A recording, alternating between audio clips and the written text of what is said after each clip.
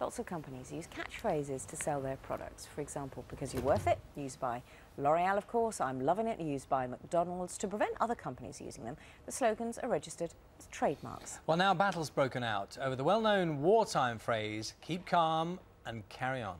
It's been registered too, which causes problems for other companies wanting to use those words. Tim can explain a little more.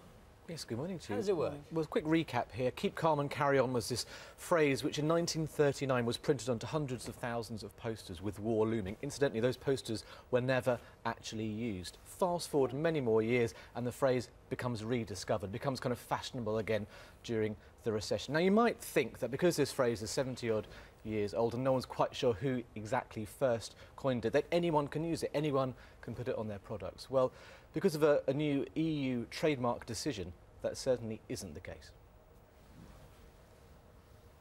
5 words.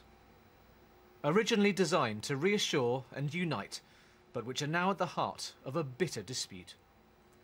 Kerry Cade runs a small business selling goods online. But last month, sales of her Keep Calm and Carry On products suddenly stopped. eBay removed some of my listings, basically saying that I was in breach of a trademark. By registering the words "keep calm and carry on," it's basically not in keeping with the spirit of what the poster was about. Mark Coop is the man who now owns the EU-wide trademark for the phrase. It covers its use on an array of goods, from shirts to beer mats. He began selling his Keep Calm and Carry On products 4 years ago, long before Kerry. Having quit the day job and put my life and soul into this and build it up and then rely on it for my livelihood, I have to protect my own interests, you know, and faced with the risk of losing everything you've worked for, I find it hard to believe that other people wouldn't do the same thing. Trademarking a phrase or expression might sound extreme, but it is quite common. A company needs to provide what's known as evidence of use. It does exactly what it says on the tin. That's actually a mark which is used by Ronseal.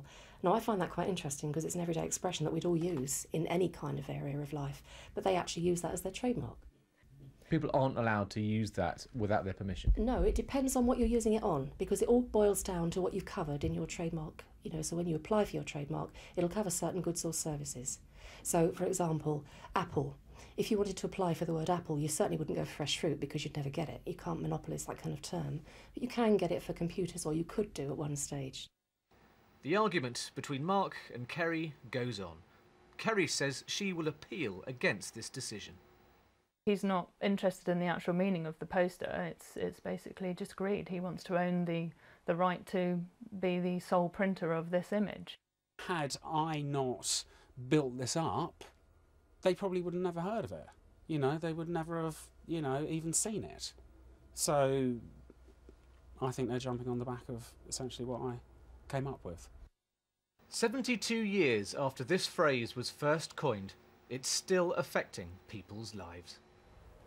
It's interesting, isn't it? Because Mark discovered it first, or rediscovered it first. He's got the copyright on it. I mean, how does it work? Well, actually, no, because it was actually rediscovered in 2000 in a second-hand bookshop in Northumberland, but they didn't trademark it. He began making his products in 2007, and the success he's enjoyed, he then went and trademarked it, and it's that decision which has affected other people. However, it does get quite technical because there are other companies who've registered it for use on other goods other than the ones which he's trademarked. So, for example, a different company owns the UK trademark for coffee, tea and cocoa, for example, so they can use it on that. It is this quite intricate, fascinating world because companies can sometimes share the same name. Polo, for example, you get Polo mints, Polo cars, you've got Ralph Lauren's Polo range, and they all kind of happily coexist. It's when companies start using the same name on similar products, right, that's when the problems start. Right. Okay.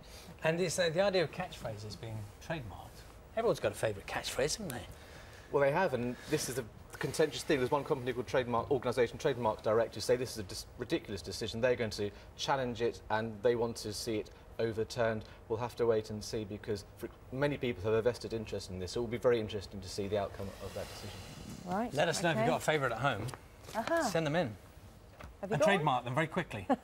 I've got a few. Lots of companies use